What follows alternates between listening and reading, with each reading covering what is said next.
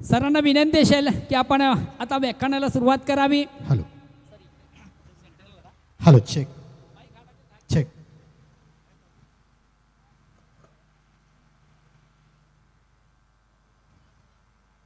ज्यांचे सूर जुळून आले त्यांनी 2 गाणी द्यावीत. ज्यांचे सूर जुळून आले त्यांनी 2 गाणी द्यावीत. ज्यांच्या अंगणात झुकतं आभाळ त्यांनी ओंझळभर पाणी द्यावं. श्रीमंती आपलं हृदय रित करून भरून घ्यावं. आभाळा एवढी ज्यांची उंची त्यांनी थोडं खाली यावं. आभाळा एवढी ज्यांची उंची त्यांनी थोडं खाली यावं. मातीत ज्यांचे जन्म मळले त्यांना कव्हेत उचलून वर घ्यावं. त्यांना कव्हेत उचलून वर घ्यावं. खऱ्या अर्थानं जनसामान्यांना आणि विशेष करून आमच्या मुरबाड शहापूर ग्रामीण भागातील वाड्या वस्त्यांवर जाऊन त्यांच्या अंगावर पांघरून टाकणारं व्यक्तिमत्व म्हणजे धर्मवीर सोनेबापू पाटील. त्याचबरोबर या ठिकाणी भिवंडी पंचायत समितीच्या माजी सभापती सन्माननीय ललिताताई प्रताप पाटील, नुकतंच आलेले भिवंडी पंचायत समितीचे विद्यमान सदस्य सन्माननीय मुकादम साहेब. मला सगळ्यांचीच नावं घ्यायची आहेत पण पुढच्या वेळेला आल्यावर मी सगळ्यांची नावं घेईन कारण एकदा माझ्या डोक्यामध्ये फिट बसलं. आणि राहनाळ गावचे सरपंच सन्माननीय प्रतापजी पाटील आणि सर्व समस्त भिवंडीकर हो, आज मला खूप आनंद होतो आहे. अगोदर माझा कार्यक्रम भिवंडीच्या त्या बाजूला होता आणि नंतर पंकजजी पाटील आणि प्रतापभाईंनी मग या ठिकाणी फोन केला की सर तुम्हाला इकडे यायचं आहे. आणि आज विशेष करून ज्या देशामध्ये महिलांचा सन्मान होतो तो देश चंद्र सूर्य असेपर्यंत संस्कृतीचा आदर करत राहतो.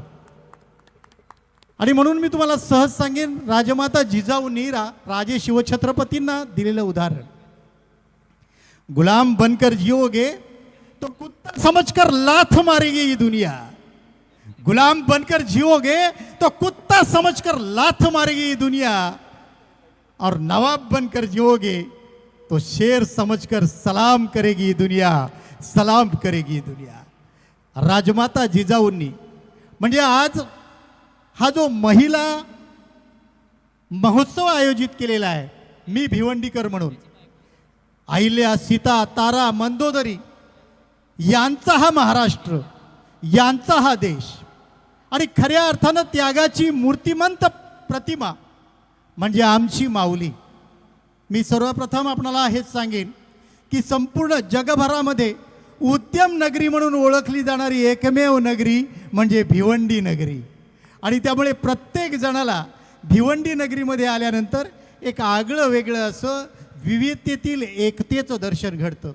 हेच भिवंडी शहर राजे शिवछत्रपतींच्या पदस्पर्शानं पावन झालेलं आहे.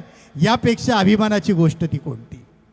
आणि म्हणून मी मुद्दामून सांगणार आहे, आमची माऊली, आमची महिला भगिनी कशी असते.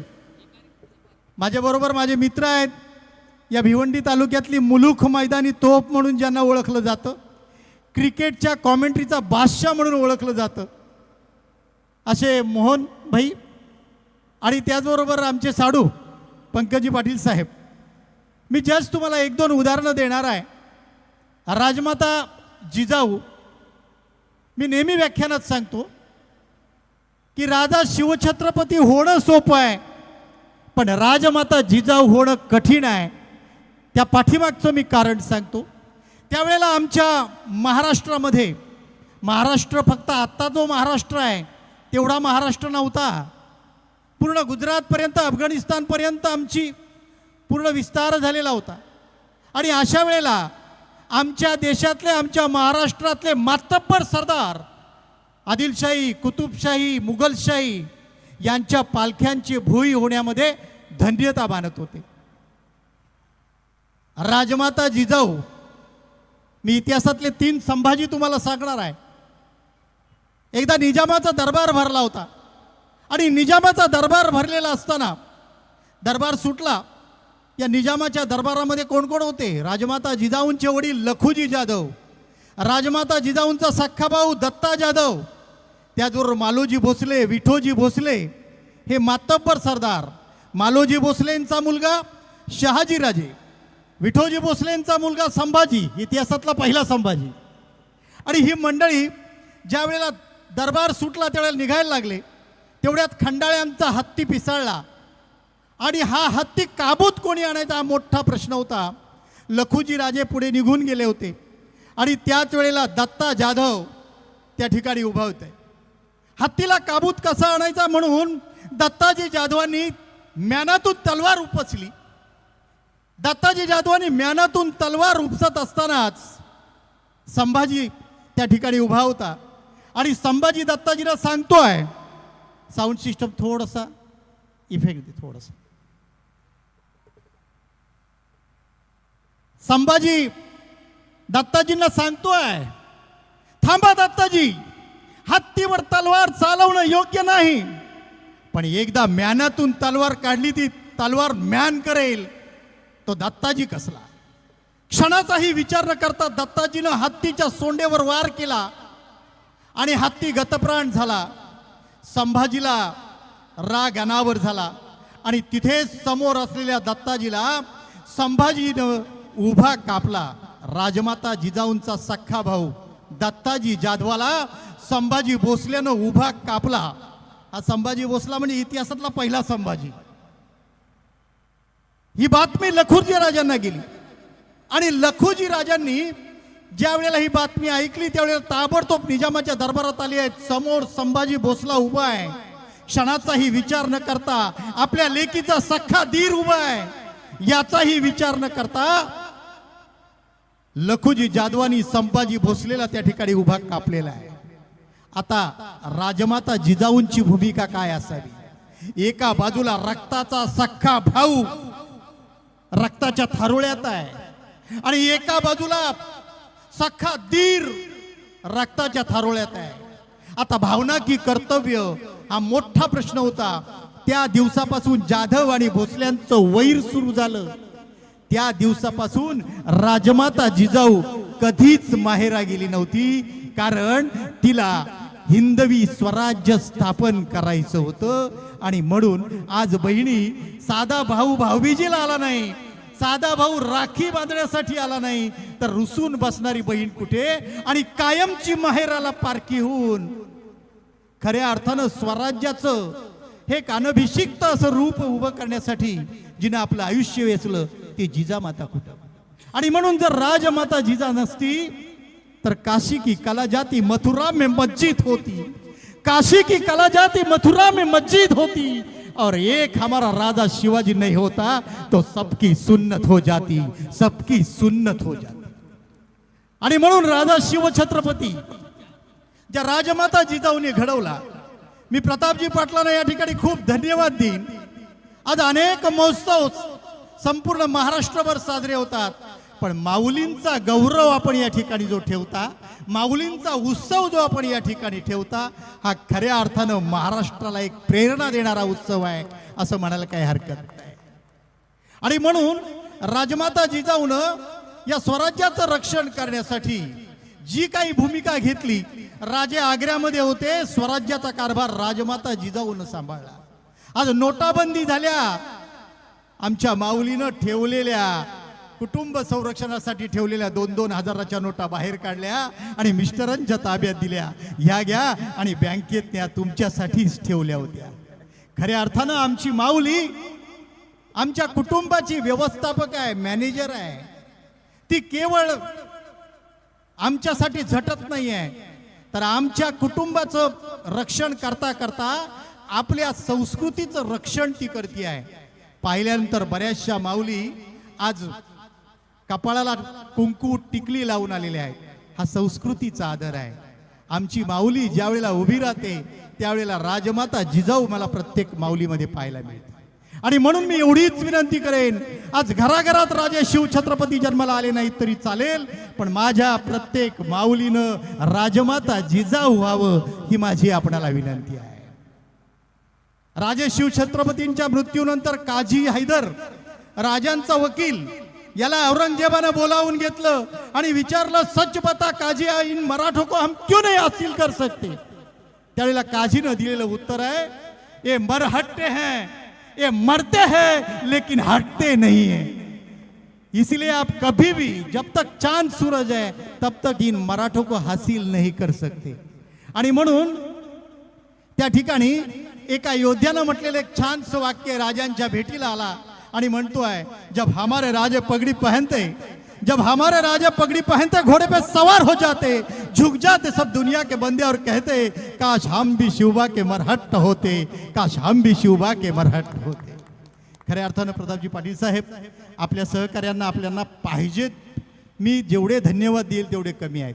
खऱ्या अर्थानं भिवंडी शहराची आन बान शान या भिवंडी शहरानं आई म्हणजे माऊली असते हे दाखवून दिलं.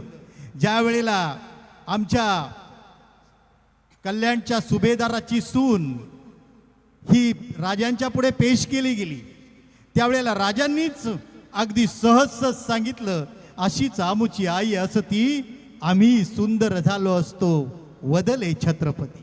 आणि म्हणून प्रत्येक बाईमध्ये आई पाहणारा हा आमचा राजा. आजपर्यंत सगळ्या साहेब प्रत्येक राजाच्या दरबारात बाई आणि बाटली पाहिलेली आहे, प्रत्येक राजाच्या दरबारात बाई नाचली आहे. पण एकमेव असा जगाच्या पाठीवर राजा होऊन गेला आहे ज्याच्या दरबारात बाईला साडी चोळीचा मान दिलेला आहे. रांझ्याच्या पाटलानं एका बाईवर अत्याचार केला. त्या बाईनं राजाला सांगितलं, कसला राजा तू? राजे म्हणतात, काय झालं ताई, एकदा सांगाल तर खरं. अरे तू आमच्या आयुष्याची हमी देतोय, तुला माहिती आहे का तुझ्याच एका मातब्बर सरदारानं माझ्या आबरूवर हात घातला. अगदी सख्खा नातेवाईक असून सुद्धा राजांनी राज्याच्या पाटलाला कलम करा, याचा चौरंगा करा असा आदेश दिला. तिथपासून असं काही वाकडं पाऊल पडलं की चौरंगा होतो, ही राजांची दहशत निर्माण झाली. आणि म्हणून माझी प्रत्येक माय माऊली या उत्सवामध्ये ज्या वेळेला सहभाग घेते त्यावेळेला आम्हाला अहिल्या, सीता, तारा, मंदोदरी, राजमाता जिजाऊ या आठवतात. आज सावित्रीच्या लेकी आपण आहात. 1500 रुपये खात्यावर जमा होत आहेत, पण 1500 रुपयापर्यंत आपण मर्यादित नाही आहेत. वेळ आली तर देशाला 15 करोड रुपये देण्याची सुद्धा तुमची तयारी आहे. छातीचा कोट करून तुम्ही देशाच्या संरक्षणासाठी उभे राहाल. आणि म्हणूनच एक ऐतिहासिक शहर म्हणून या भिवंडी शहराचं एक आगळं वेगळं नाव घेतलं जातं. आणि खरंच भिवंडी शहर खूप भाग्यवान आहे की आम्ही सोन्याबापू पाटील साहेब यासारखी माणसं ज्यावेळेला मुरबाड शहापूरला जातात त्यावेळेला त्यांच्यासाठी लोक पायगड्या अंथरतात. मी त्यांच्यासाठी एक कविता म्हणेन, या सब कुछ बिकता है यारो जरा संभाल के, लोग हवा भी बेचते हैं गुब्बारों में भर के. सच बिकता है, झूठ बिकता है, बिकती हर कहानी. सच बिकता है, झूठ बिकता है, बिकती है हर कहानी. तीनों लोग फैला है स्वर्ग मृत्यु पाताल. तीनों लोग फैला है फिर भी बिकता है बोतल में पानी, फिर भी बिकता है बोतल में पानी. फूलों जैसी जिंदगी मत जीना यारो, फूलों जैसी जिंदगी मत जीना यारो, जिस दिन खिलोगे टूटकर बिखर जाओगे. जीना है तो पत्थर जैसे जियो, जीना है तो सोनिया बापू जैसे जियो, जीना है तो प्रताप पाटिल जैसे जियो. जिस दिन तराशे जाओगे भगवान बन जाओगे, भगवान बन जाओगे. मी सुरू झालो की 2 तास थांबत नाही, पण तुमचे चेहरे पाहिल्यानंतर या माणसाला किती वेळ दिला आहे अशा काही मुद्रा तुमच्या चेहऱ्यावर पाहायला मिळतात. पुढच्या वेळेला जरा नक्की लवकर येईल. मला या ठिकाणी सन्माननीय प्रतापजी पाटील साहेब बोलण्याची संधी दिलात. हा संस्कृतीचा ठेवा आहे, जे महाराष्ट्राला जमलं नाही ते आपण करून दाखवत आहेत. आणि म्हणून हम भी एक दरिया है अपना हुनर हमें मालूम है, हम भी एक दरिया है अपना हुनर हमें मालूम है. जिस तरफ चल पड़ेंगे रास्ता बन जाएगा, रास्ता बन जाएगा. चांद को गुरूर है कि उसके पास नूर है, चांद को गुरूर है कि उसके पास नूर है. कैसे कहूँ उस चांद को हमारे पास कोहिनूर है, हमारे पास कोहिनूर है. मला या ठिकाणी सहन केल्याबद्दल धन्यवाद. पंकजी पाटील आमचे साडू त्यांचे सुद्धा मनापासून आभार.